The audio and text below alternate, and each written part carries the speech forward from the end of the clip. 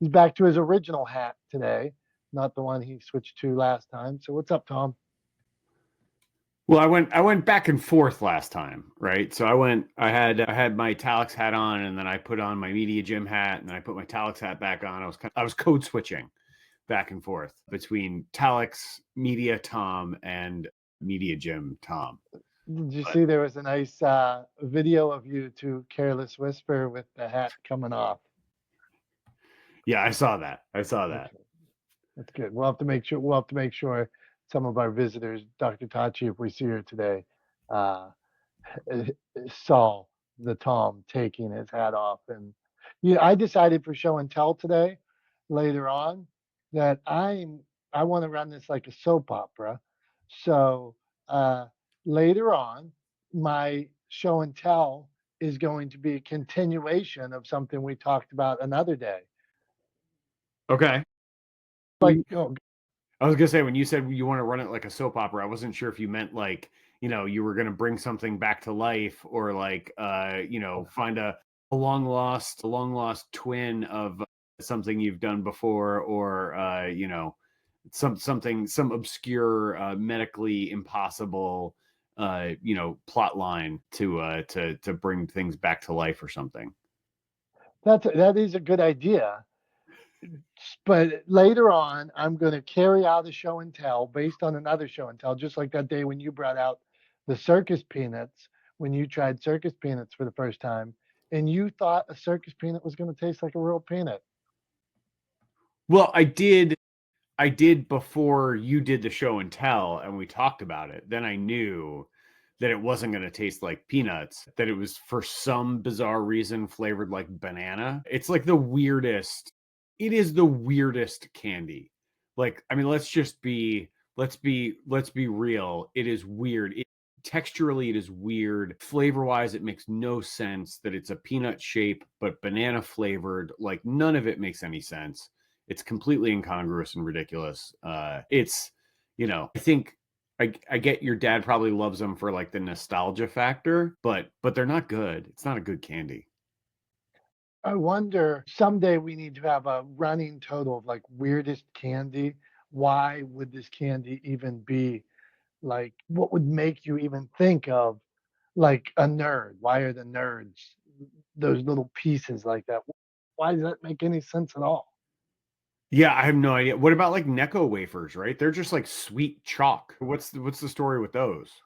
We need it. We should do a whole nother episode on that. All right, not the smartest guys in the room. We're talking rebrand, not rebrand. That is the question. To rebrand or not to rebrand. That is the question.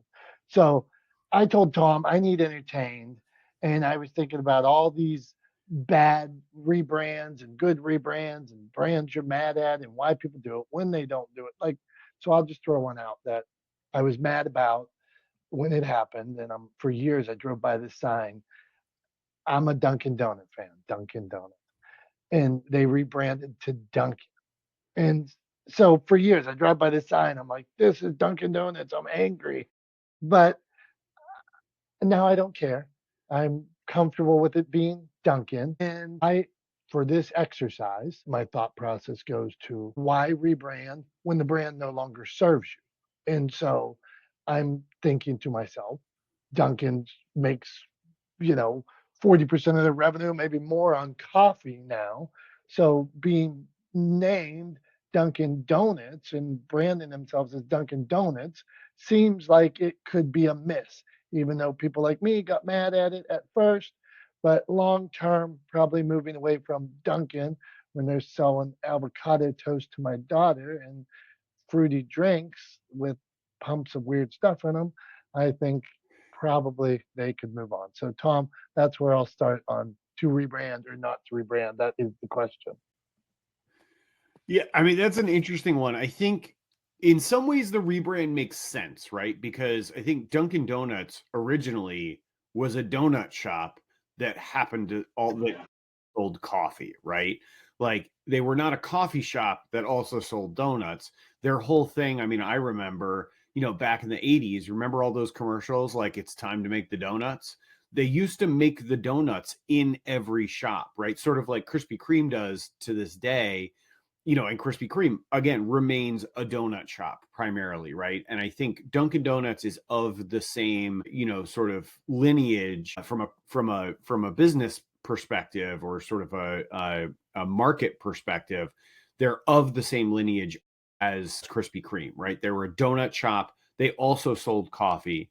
They then became like the morning stop for a lot of people, like get your coffee and a donut on your way to work, right? I might be wrong about this, but I think the whole like police donuts coffee thing is tied back to Dunkin' Donuts back in the day. Like that whole kind of like cultural mythos that like police love donuts thing, I think is tied to Dunkin' Donuts and a marketing strategy of theirs.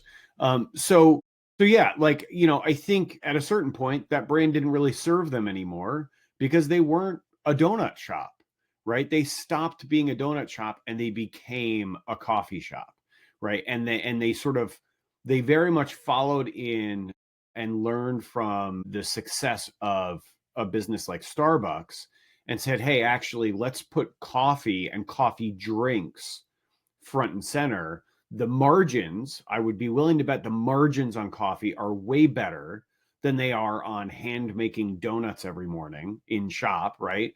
So the margins on coffee are better. The margins on prepared foods that they now sell in their shop that they just throw in that little convection oven, right, to heat up. I mean, I got to say, actually, the hash browns are freaking good at Dunkin'. But the food that they sell, the margins are good on because it's mass produced in a factory somewhere. It comes to them chilled or frozen.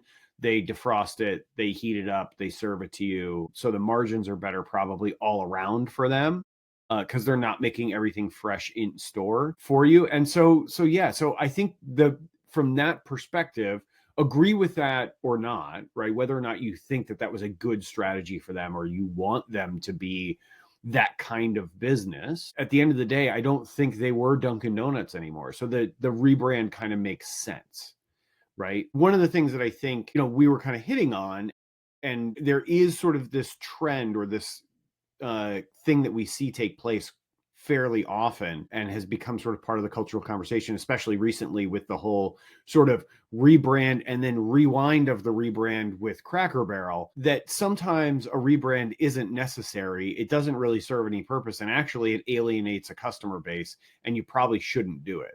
Right. So I think Dunkin' was fine. I believe, I don't know their numbers off the top of my head, but I think they're kind of doing okay. They're doing better than they have in the past. So it was probably a good decision on their part. Obviously, we saw the blowback on Cracker Barrel. That rebrand didn't seem to have any sort of motivation in a shift of what their business model was and what their primary strategy was and who they were trying to reach out to. It was just sort of doing it for the sake of doing it. Like, hey, we haven't painted the living room in a while. Let's paint the living room that like chartreuse green. Well, like that's probably not a good idea. Don't paint it. If you want to repaint it, fine. You want to give it a little facelift, fine. But like, don't paint it chartreuse green and have everybody coming into your living room, asking for a pair of sunglasses because it's so bright in there, right? Like, and not wanting to spend any time in there. So yeah. So I mean, I think there's there's kind of two sides. It makes sense to rebrand, when it's motivated by a shift in business strategy, a shift in market, that makes sense. But don't do it just to do it. It's kind of a bad reason, and we can see in recent history exactly what happens with your audience and with your consumer base when you execute that kind of rebrand like Cracker Barrel just did. So those are my initial thoughts anyway, Dom. So I think Carrie wanted to chime in. You mind if we just go to Carrie? Go for it, Carrie. What did you want to add? So I live about, I don't know, 8 to 10 miles away from the original first Dunkin' Donuts, and Boston runs on Dunkin's. That's our whole thing, and we're always angry and pissed off, anyways, with our iced coffee. But when they did that rebrand, it had really nothing to do with what they're freaking cooking there. It was just like, let's take away the and the U and H, whatever, when they shortened it, and it was like a sexy spin on something that honestly I think it was a good thing. And I was a little, I mean, no one likes some change, right? So I can't remember the year, but originally the Improper Bostonian was a long form magazine. So it was like View magazine. And it was not an 8x10 format. It was like an 8x11.5. And we were kind of hurting as far as production. And so why were we a commuter publication printing all this excess material, which was costly? And I was like losing my mind when we went to a shorter form, and I fought for the art, right? And everyone was like, we're not gonna survive, Carrie, if we keep it up. We have to trim and reinvent. And it was the smarter move, although very, very painful for me at the time, because the crops changed and how I produced imagery changed. But now we're gone. So if we don't, like, we have to, I just put new rugs in my house and I'm changing colors. A rebrand and a refresh sometimes is the move. And I hear what Dom's saying about Dunkin' Donuts, but like, we're still standing and we still have Ben Affleck and, you know, Matt Damon. We'll be all right. Thank you, Carrie. Yes, absolutely. Sometimes a rebrand is a necessity for survival. So I think in your case of the Bostonian, as if print costs were going up and subscriptions were going down, and you have to change to a different format to survive, I guess that's what you got to do. That is what you got to do. So let's keep rolling this around. We are talking to rebrand, not to rebrand, the good, the bad, the ugly of it, I guess. So J Dub, I'm coming to you. So you got a good rebrand story, bad rebrand story, or you got some thoughts on what we're currently talking about? Go on. I got an accidental rebrand story actually. Started my business 5 years ago under the premise that I was just a weird artist, and my flagship image was I painted platypus pictures. It just tied into the weird person I was. I got to teach people information about platypus because I thought that was something interesting to me. Did absolutely nothing for my business though. And then I accidentally created a robot character that ended up being my entire rebrand. Became my logo, became my voice, became everything that everybody knows about me, looks for. So rebrand isn't exactly a bad thing. And in my case, when it accidentally happens, like I didn't realize that a doodle that I had was going to affect my life that big. But I've been drawing the same damn thing now for almost 2 years, and it hasn't treated me wrong. So I mean, I think that if you're rebranding, if you do it the right way, if your culture is leaning you that way, it's a good thing. But if you just decide to do a crack barrel thing and change everything about the face of your company as well as everything about the inside of your company and don't warn your audience before you do, it could be detrimental to business. That's my take. So a strategic rebrand, obviously, rather than just it's time to change all the colors. Tom, what say you? And then we'll get us over to Dr. Tachi.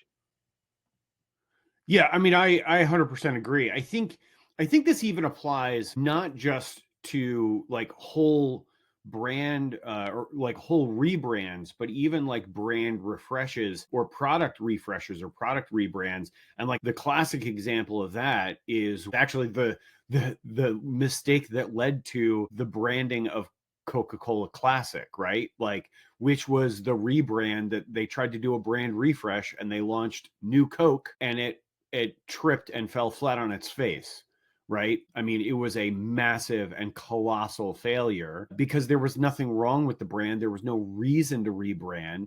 They did it just to do it because they felt like it would be a good thing to be new and exciting. And it was sort of like, hey, you've got this massive, incredibly loyal customer base. They're not fans of this new formula. It doesn't taste the same, and now you're facing this huge backlash and declining sales because you've decided to rebrand and refresh sort of your cornerstone product, which meant that they then had to renege on that, go rewind and go back to their original formula, which they then had to make sure that people knew was the original formula, so they had to call it Coke Classic, right?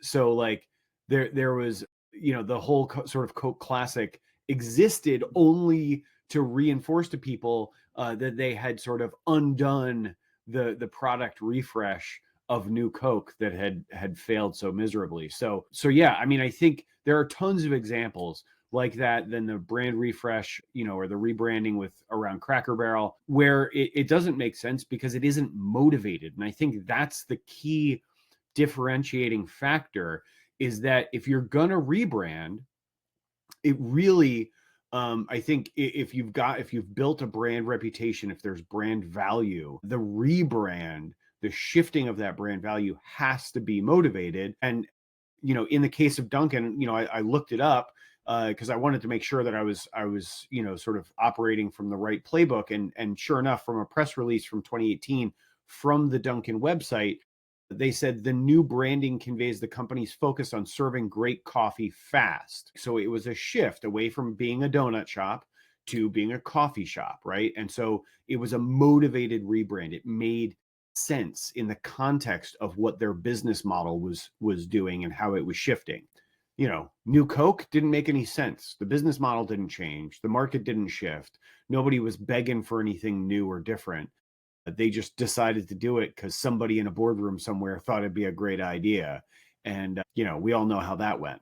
So I think it should be, anyway, it should be a motivated move, right? If you're going to rebrand or do a product refresh or something like that, it should be motivated by market forces and not just by some random desire of some VP somewhere in the organization to leave their mark on something or put the amp on something. That's what some of these feel like, right? I just think that is the biggest bunch of bullshit in 2018 that they said, oh, we're going to give it to you fast. That's the rebrand. No, that is just language. Seen Dunkin' Donuts research, like how they've changed the way the structure looks and everything, but nothing has changed with Dunkin's. Like, it's the same menu, it's the same coffee. So someone's giving it to you a little faster. Like, that's so dumb that that's what they put out as a press release.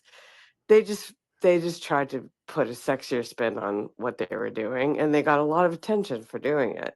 But like, someone's moving a little faster. Come on, that's so dumb that people like I like that you looked it up, but I don't think anything changed with Dunkin's. I'll tell you that much. Right on. Good stuff. Okay. To rebrand, not to rebrand. Okay. We're heading on to Dr. Tachi here. I'm going to throw this out to you too, Dr. Tachi.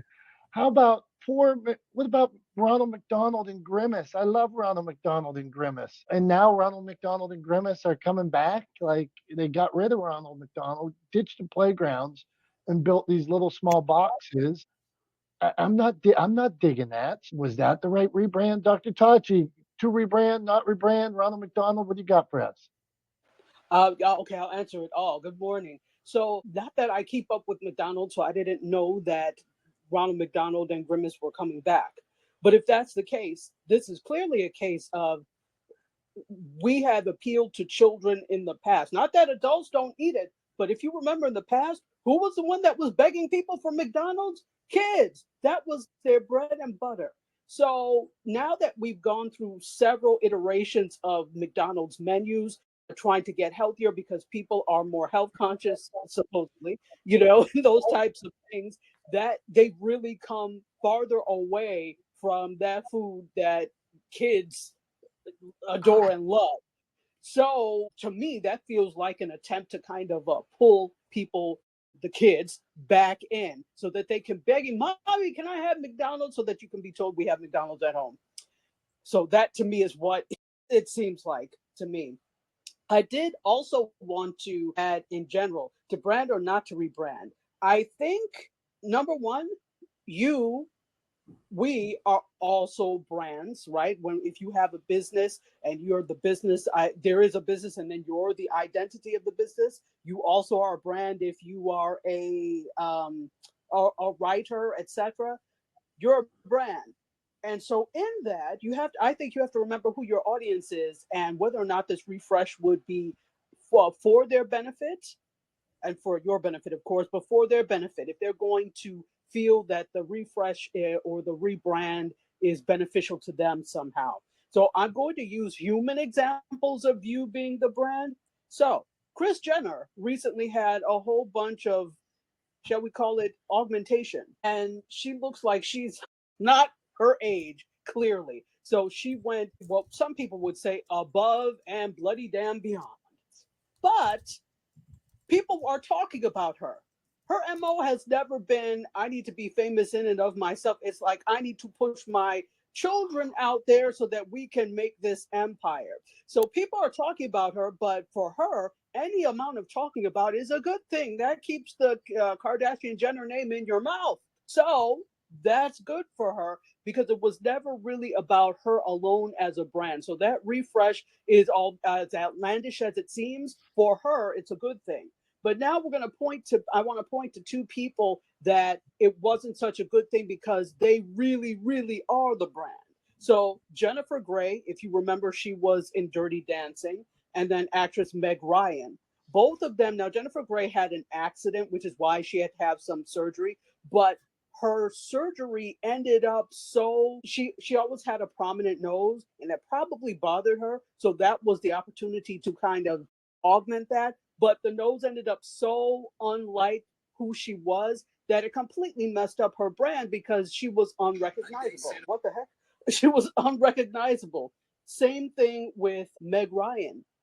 She started off with lip augmentation, but then she just, they say plastic surgery is addictive, and she just kept going. And she, as a result, ended up really unrecognizable. For both of them, that was a refresh that was not needed because now people didn't recognize the original brand. And are they going to get the same thing? Because part of acting, yes, it is talent, but another part of that is face card, and we can't ignore that. So I just wanted to give those examples, extreme examples of personal branding.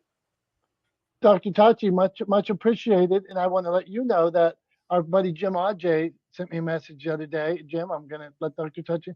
He said you were eloquent and he loves when you come on. And he was listening last week and was like, he said, Tom actually gave a thumbs up. And Dr. Tachi, she's brilliant when she speaks. So well done. We appreciate you having you here. I think that's a Jim. great point, actually. Renee Zellweger, who had me at Hello, totally screwed herself with her eye, the eyelid, whatever she did, changed her face. And I have squinty eyes as well. And once she did that, I'm like, I'm never doing anything because that was part of her beauty. She took it away. And right now, Bradley Cooper is all over the press because he's like had this 50-year-old facelift and they're saying he looks like Barry Manilow. And I don't know. I mean, just because you have the money to do all these things, should you do it?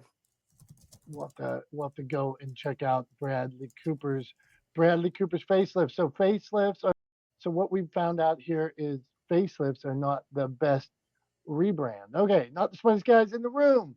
It's that time of day. We're switching it up. We're going to Tom's Thumbs.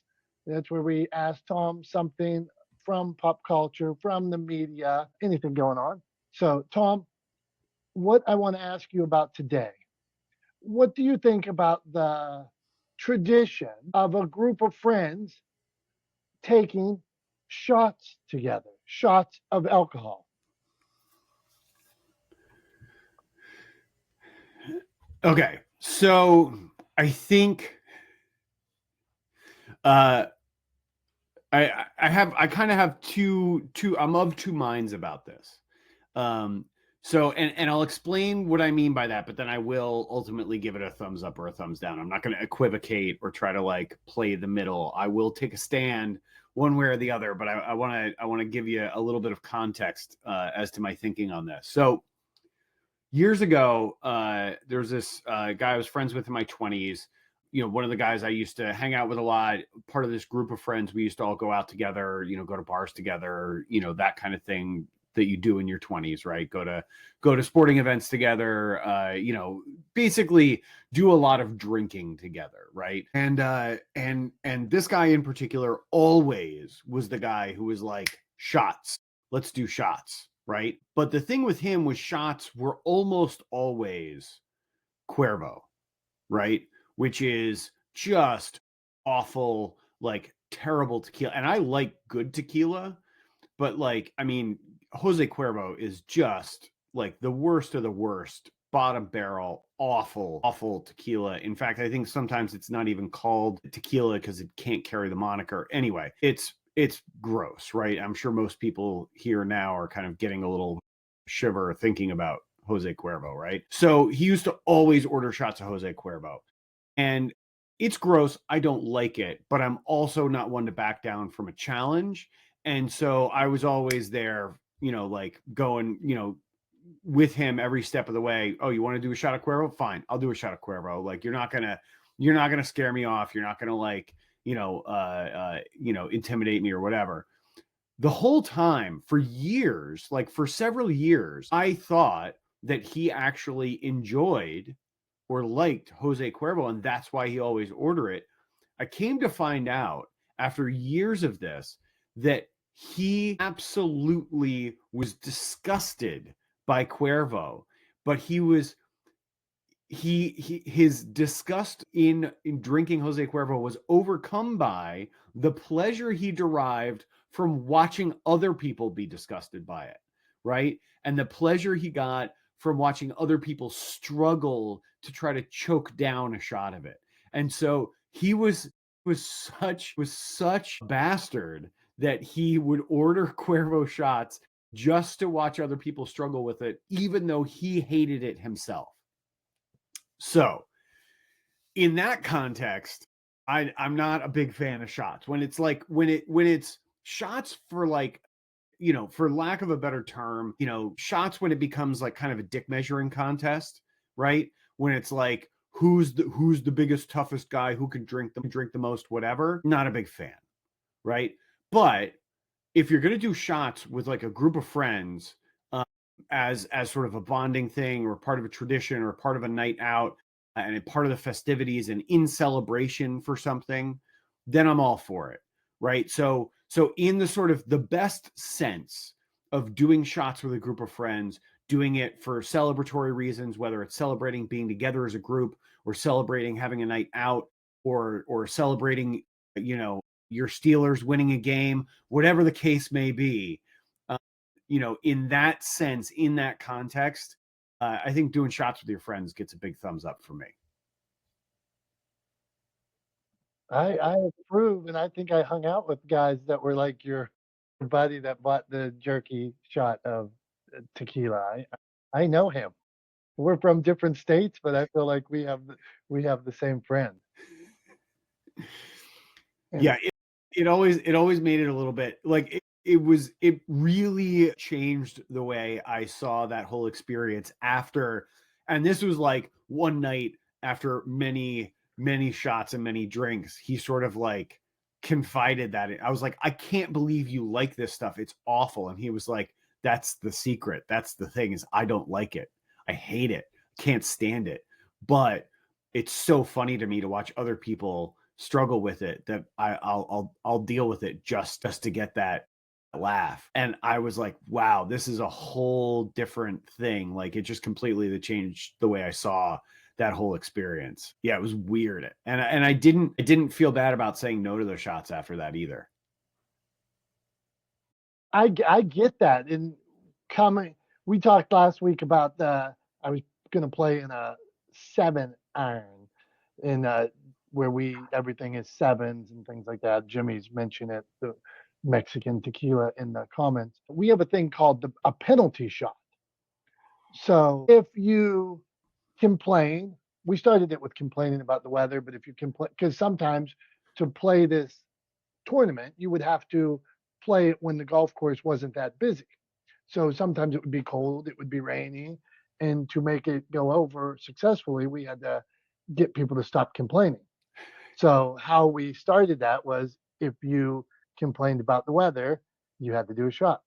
And then it morphed into if you complained about anything, you had to do a shot. And if you there's certain rules as well, like if you don't hit it past the ladies' tee, or if you break some golf etiquette, you have to do a shot as well. And it is usually a tequila with a worm in it. And this past weekend, I saw somebody do a shot with a worm in it, and he said when that worm went down his throat that it tickled the back of his throat. So I've witnessed what you were talking about. Okay, we're back, Tom. Let's get back to the root of the question. To rebrand or not to rebrand? That is the question. I had New Coke on my thing here. KFC is a weird one that has rebranded from Kentucky Fried Chicken. It's still Kentucky Fried Chicken. What everybody wants there is Kentucky Fried Chicken. You can call it KFC. Everybody still knows. But when they changed it to KFC, they said it was like kitchen fresh chicken. They that's what they claim the KFC meant. But everybody just wants Kentucky Fried Chicken. I mean, so it was an odd rebrand. So I've I got go on, don't go think I on. ever heard that. Yeah, kitchen fresh chicken. That was the well. What's this mean? It means kitchen fresh chicken. Why? So on that rebrand of terrible rebrands, I can eat Kentucky Fried Chicken all day long. I'm a connoisseur. Why is every KFC so dirty? Did you ever notice that? Go on, Tom. Well, I mean, I think like I don't know, like the KFC rebrand, like I didn't know that they were trying to change what the K and the F stood for. But the KFC rebrand, I think people called it KFC before they rebranded to KFC, right? I think that was sort of like part of the sort of the pop culture, lexicon that people called it KFC. So they were sort of just moving with, the market and the sort of common nomenclature, and people were calling it KFC, and they were like, well, let's just embrace it. People call it KFC anyway. Let's just call it KFC ourselves. But yeah, and as to why they're all filthy, I have no idea. It may be because they still to this day, if I understand it correctly, they still to this day make most of the food there. Right. So like they get the chicken, they bread the chicken and fry the chicken there. They make the biscuits there. I think they make the coleslaw from like a mix or whatever. Like, the dressing comes pre-made or whatever. They don't make it from scratch anymore. But like they do sort of make everything in-house. They make the gravy there. So that might be part of it, is that they're actually cooking in there. But yeah, I in terms of like why they're all a little bit dirty, I don't know. Maybe it's I don't know. I don't even want to speculate. I have no idea. Dr. Tachi, I'll push back though. I personally, I like coleslaw. I do prefer like a more vinegar slaw with like not a lot of mayonnaise in it. But I do like coleslaw, and I eat a lot of cabbage. Cabbage is good for you.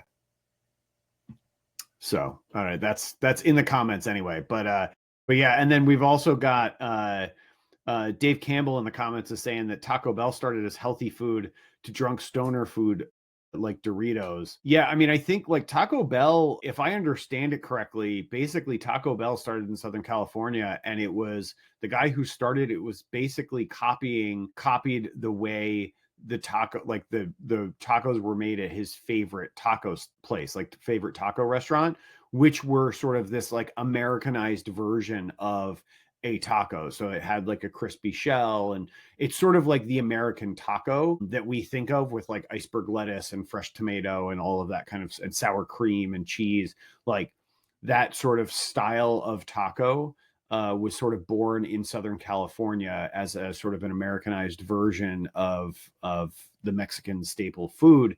And Taco Bell was built kind of off of the back of that, and as a copy of that sort of Americanized taco. So that's where I don't think they started as like sort of quote unquote health food per se.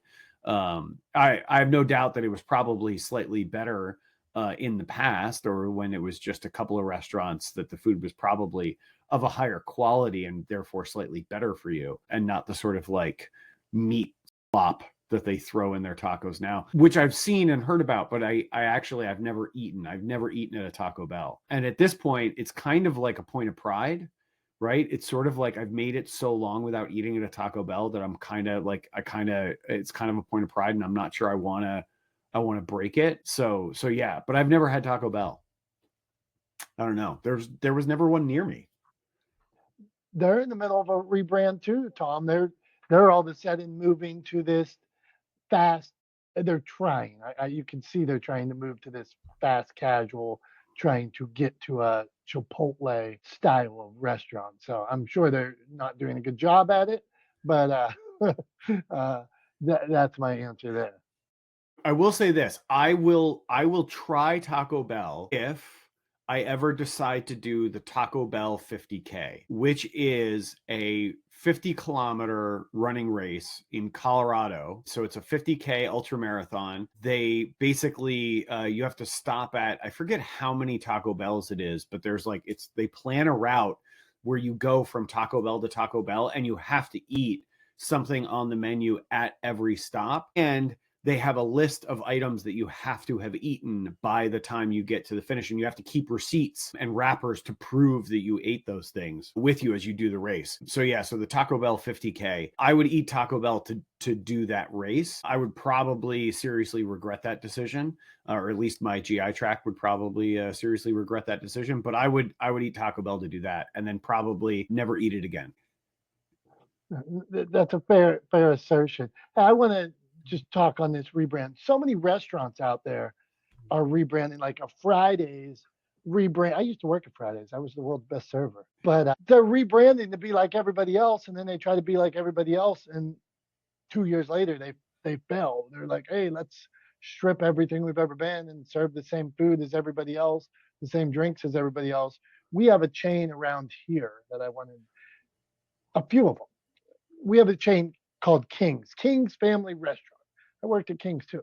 King's Family Restaurant used to serve meatloaf. They served similar foods that you would see at a Cracker Barrel. They did it well. They did it low cost. And then all of a sudden they tried to be Fridays and these other Max and Irma's and those restaurants like that.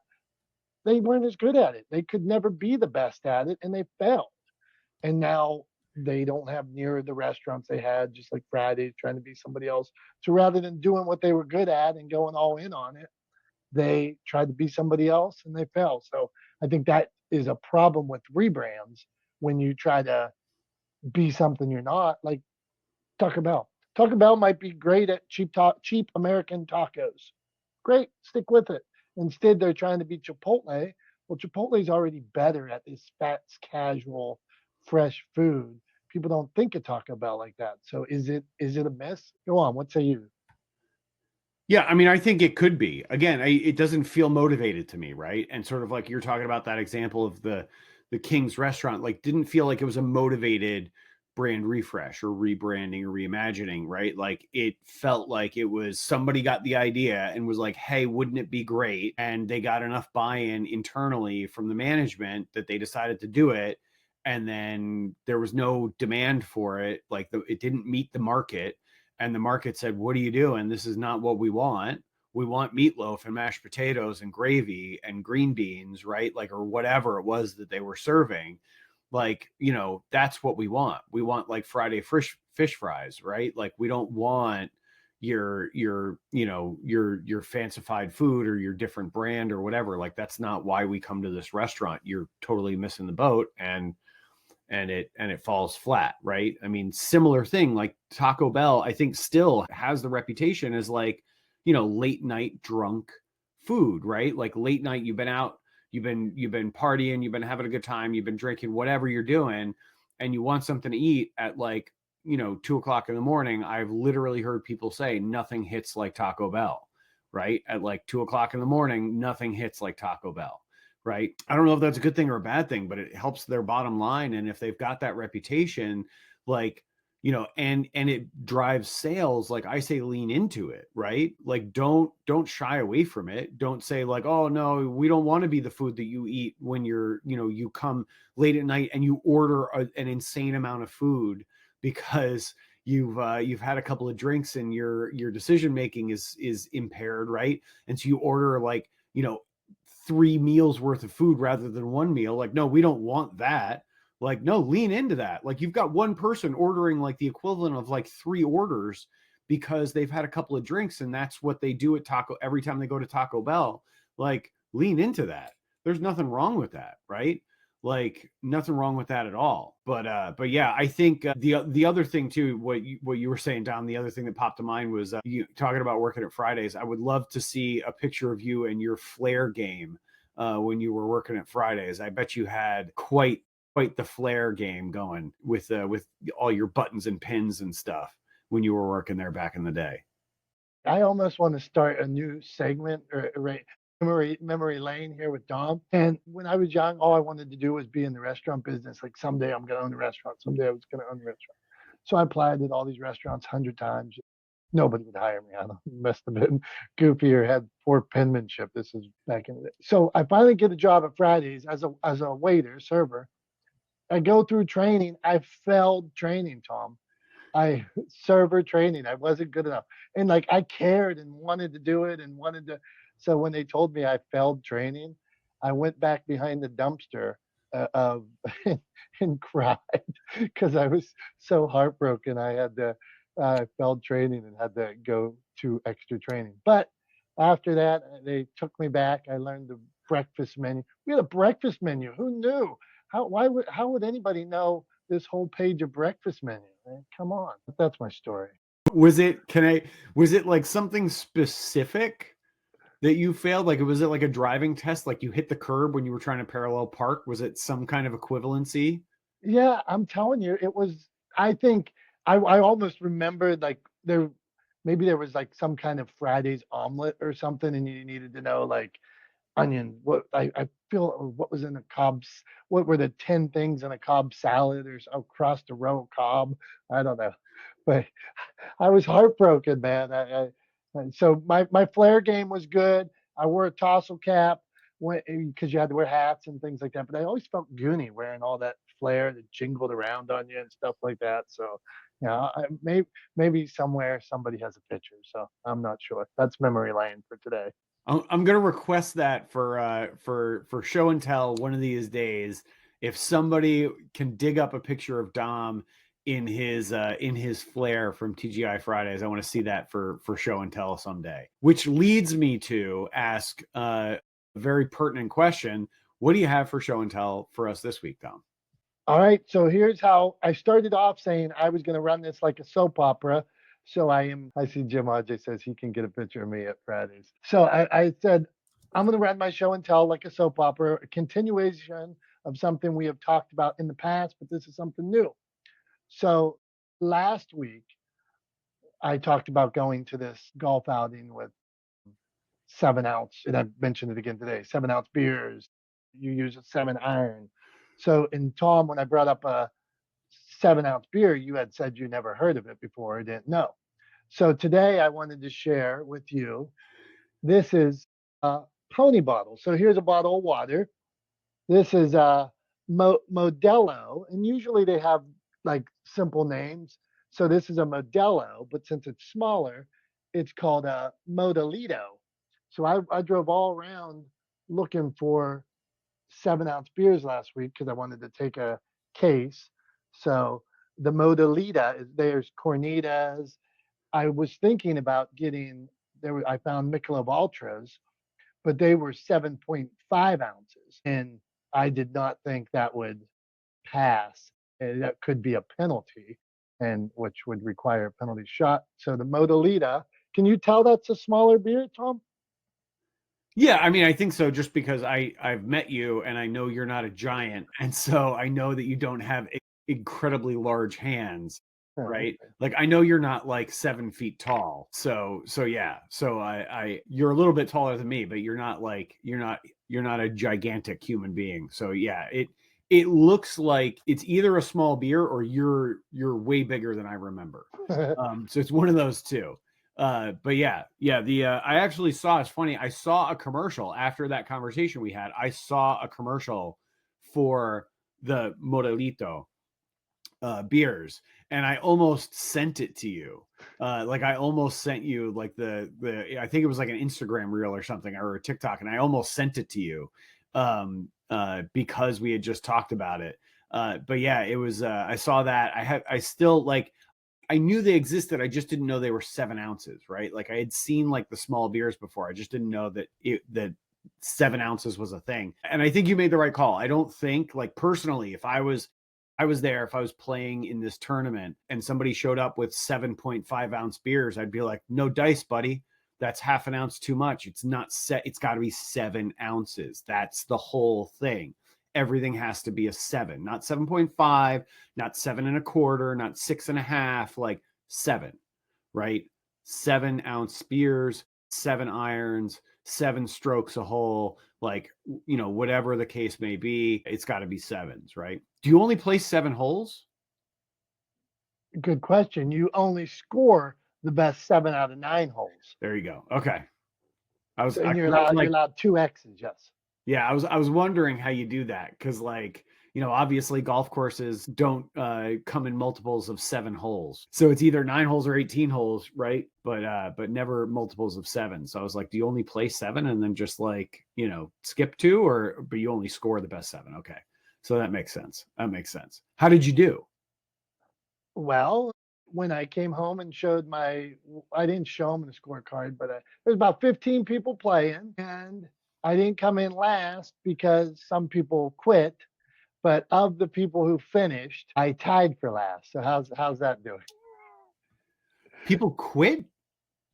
Yeah, well, one, they might have to go somewhere at the end. Two, if you're like Jim Aj down there, he wasn't there this year, but Jim might pick up his ball and just be done because he knows he's not very competitive at some point. But this year, I saw that I was tied for last. And I didn't play, and my golf game isn't great, but it's actually not good. But I mean, last, and I was trying and didn't think I did that bad. I mean, I guess the scorecard doesn't lie. Yeah.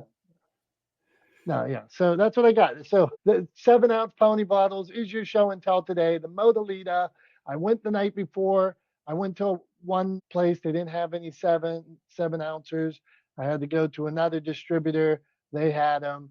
They had the 7.5er, and then they had the Modalita, which made my day. It went down smooth. Fun was had. Everybody had a wholesome, good time, and that's what it's all about, Tom. Nice.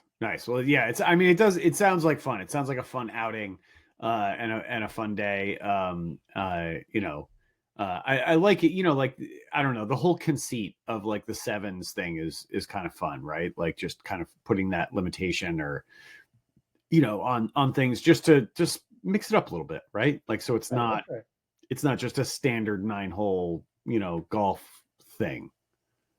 Right. So yeah, I like it. I think it's a good idea. And I like the show and tell. Thanks for sharing the image of the Modalito with us. I will, I would happily drink 2 of those and call it a beer.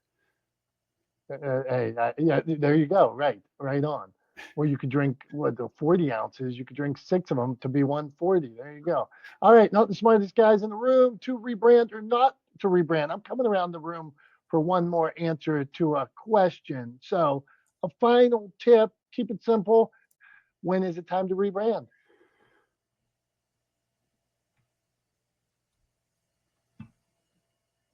I appreciate you. What do you got? When is it time? When it feels tired. It's one thing for it to be old and classic and traditional, but if it just doesn't feel good anymore, hanging on to something because of tradition is not helpful. Sometimes you have to change, and I know people are afraid of change, but it doesn't have to be a big sweeping rebrand either. So when it feels tired. Well said. Carrie, if you're around, you want to jump in? When is it time to rebrand? Well, I have a good example. Look at Clubhouse, right? Like, let's take away all your friends. And I mean, that was the craziest thing that ever happened. And the fact that we're all still here and it seems to be doing really well, but that was very painful. Yeah, right on, Terry. Okay, so Tom, I'm gonna give you my.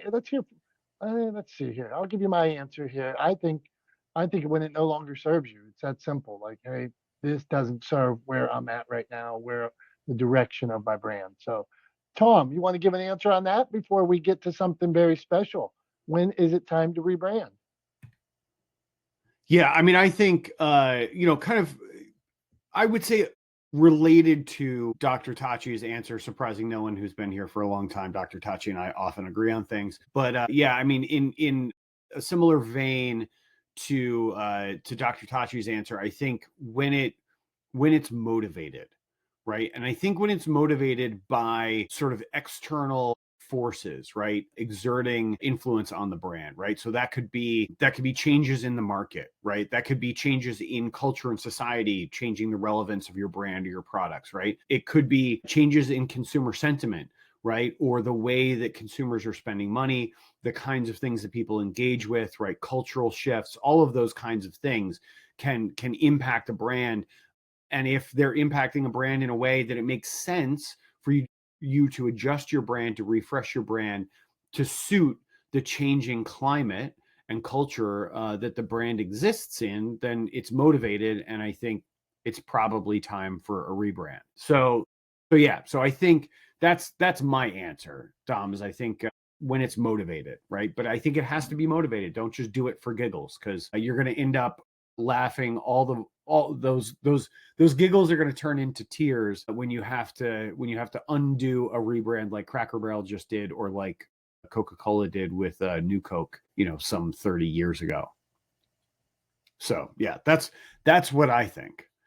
Very astute, and that is a learning moment when you think about cultural shifts. A company that set themselves up 80 years ago, 100 years ago, they might have things were different then, and what's okay then wasn't. So I probably, a lot of these that we see are companies following that kind of premise. So well said. All right, not the smartest guys in the room. To rebrand or not to rebrand? That is the question. But the question is right now: can Tom prepare a cogent wrap up for us? What do you got? Yeah, I think I have a cogent wrap up, and the way I want to wrap things up today. Thanks for the setup, Dom, and I know you're very proud of yourself for using the word cogent, so well done, buddy. But yeah, I think the way I want to wrap things up today is just by framing the way that I think, or a constructive way I think people can approach thinking about a rebrand, right? And it's this: I have this long held belief that all businesses are service businesses. And the reason I believe that is because every business, whether you're a product business, right, whether you're consumer product business, or a B2B services company, or whatever the case may be, a SaaS company, right, whatever market you're in, you're a service business because your business was built around the premise of solving a problem for someone, right?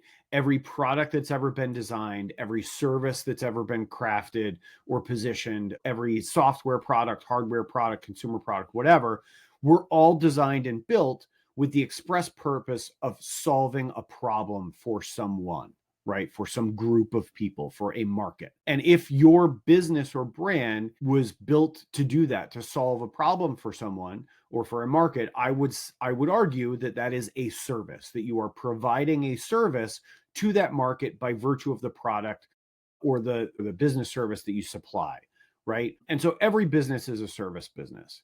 And what happens over time is culture changes.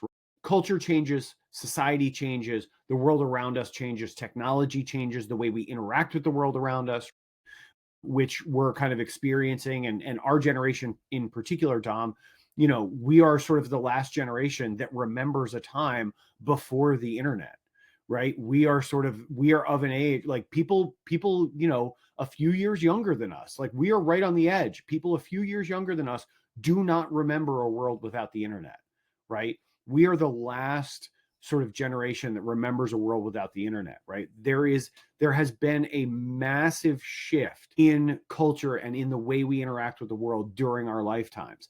And as a business, when shifts happen, I think it is incumbent upon you to adapt, to maintain your market share, to maintain the viability of your business. And in certain cases, that is going to necessitate a rebrand. And in other cases, that's actually going to necessitate that you do not rebrand, right? That you maintain consistency. Because in an uncertain world, sometimes people want stability, right? And so the stability of the product, knowing that you have, knowing that the Coca-Cola that they pick up off the shelf is the same Coca-Cola that they've been drinking since they were a kid. It tastes the same.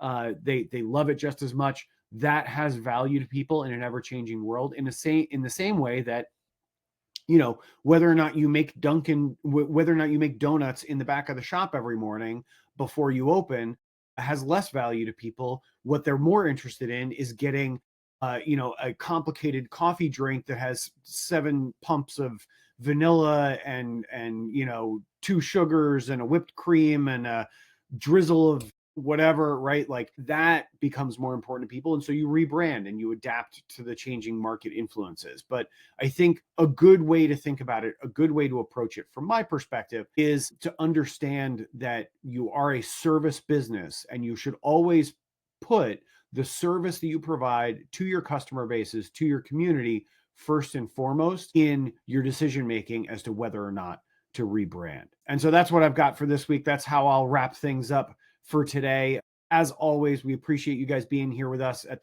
Not the Smartest Guys in the Room. You are the reason why we do this. You're the reason why Dom drinks Modelitos early in the morning on a Wednesday. But in all seriousness, we love you guys. We appreciate you. We thank you for being a part of this community. For Dom, I'm Tom. We are not the smartest guys in the room. We hope you have a great rest of the week and a great weekend. And until we see you next time, we love you. Bye-bye.